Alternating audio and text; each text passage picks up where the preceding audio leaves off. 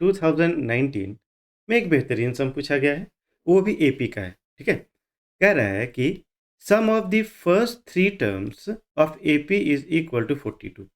तो सम of n terms क्या होता है? ये हो गया सम ऑफ एन टर्म्स, जो कि दिया हुआ है आपका 42। तो एक काम करते हैं, sum of n terms is equal to, हम लोग वैल्यू हम लोग पुट करेंगे। चलिए, एन कितना है आपका? 3 है। 3/2 अंदर में 2a plus 3 minus 1 that is 2d हो गया।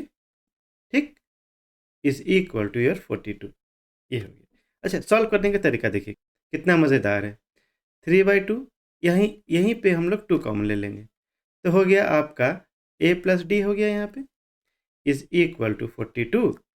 ये 2 और 2 कैंसिल, 3 1 3 और 3 4 12, यानी a plus d is equal to 14। ठीक, a प्लस डी 14, यानी d का वैल्यू हम लिख सकते हैं in terms of a, that is 14 minus a। ये हो गया आपका d।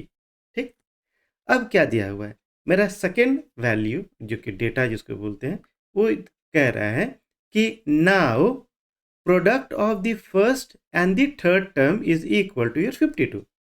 तो फर्स्ट टर्म तो आपको पता है, first term is equal to your a, और थर्ड टर्म क्या होगा आपका?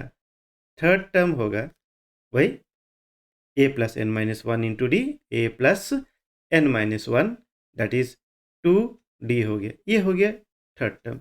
तो फर्स्ट टर्म और थर्ड टर्म का प्रोडक्ट बोल रहा है यहाँ पे, नहीं? तो given that a into a plus 2d is equal to your 52। खुश? अजी, a square plus 2ad is equal to 52। अब क्या करेंगे, ये चुपके से इसका वैल्यू इसमें डाल देंगे। आ जाइए, नाउ a स्क्वायर प्लस क्या है? 2ad है ना, 2a और d का value 14 minus a is equal to 52।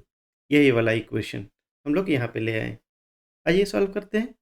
a square plus 14 2 ज़ार 28a minus 2a square is equal to your 52। ठीक, अजी, यानी minus a square plus 28a is equal to 52।